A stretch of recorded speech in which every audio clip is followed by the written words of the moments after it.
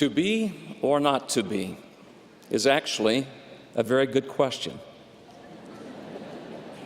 The Savior posed the question in a far more profound way, making it a vital doctrinal question for each of us. What manner of men and women ought ye to be? Verily I say unto you, even as I am. To become as he is, we must also do the things he did. Verily, verily, I say unto you, this is my gospel, and ye know the things that ye must do in my church, for the works which ye have seen me do, that shall ye also do. To be and to do are inseparable. As interdependent doctrines, they reinforce and promote each other. Faith inspires one to pray, for example, and prayer in turn strengthens one's faith. The Savior often denounced those who did without being, calling them hypocrites. This people honoreth me with their lips, but their heart is far from me. To do without to be is hypocrisy, or feigning to be what one is not, a pretender. Conversely, to be without to do is void, as in, faith, if it hath not works, is dead, being alone. Be without do really isn't being. It is self-deception, believing oneself to be good merely because one's intentions are good. Do without be, hypocrisy, portrays a false image to others, while be without do portrays a false image to oneself. The Savior chastised the scribes and Pharisees for their hypocrisy. Woe unto you, scribes and Pharisees, hypocrites, for ye pay tithe, something they did, of mint and anise and cumin, and have omitted the weightier matters of the law, judgment, mercy, and faith. Or, in other words, they failed to be what they should have been.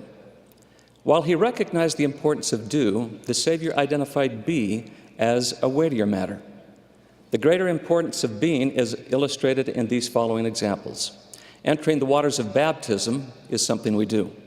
The be that must precede it is faith in Jesus Christ and a mighty change of heart. Partaking of the sacrament is something we do. Being worthy to partake of the sacrament is a weightier and much more important matter. Many of us create to-do lists to remind us of things we want to accomplish, but people rarely have to-be lists. Why? To-dos are activities or events that can be checked off the list when done. To be, however, is never done. You can't earn check marks with to-bes. I can take my wife out for a lovely evening this Friday, which is a to-do, but being a good husband is not an event. It needs to be a part of my nature, my character, or who I am. Or as a parent, when can I check a child off my list as done? We are never done being good parents, and to be good parents, one of the most important things we can teach our children is how to be more like the Savior. Christ-like to-bes cannot be seen, but they are the motivating force behind what we do, which can be seen. When a parent helps a child learn to walk, for example, we see the parent doing things like studying and praising their child. These do's reveal the unseen love in their hearts and the unseen faith and hope in their child's potential. Day after day, their efforts continue, evidence of the unseen be's of patience and diligence. Because be begets do and is the motive behind do, teaching be will improve behavior more effectively than focusing on do will at improving behavior.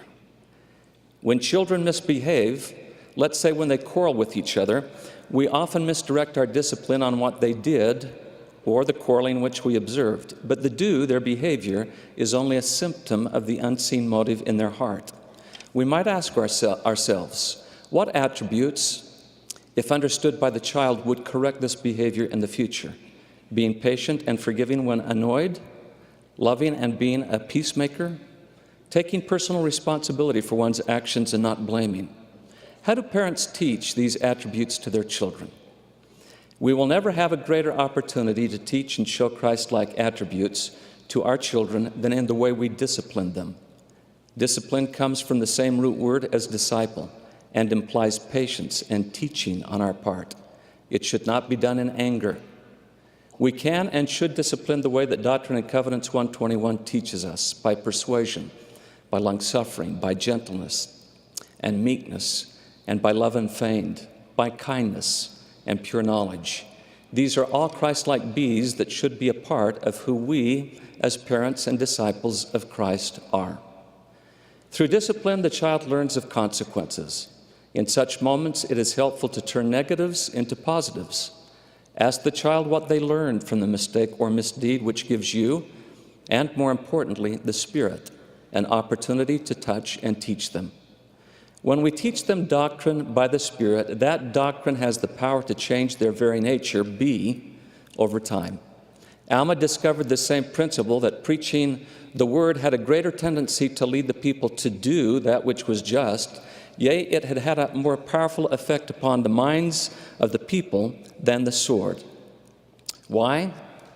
Because the sword only focused on punishing behavior or do, while preaching the Word changed people's very nature, who they were or could become. A sweet and obedient child will only enroll a father or mother in Parenting 101.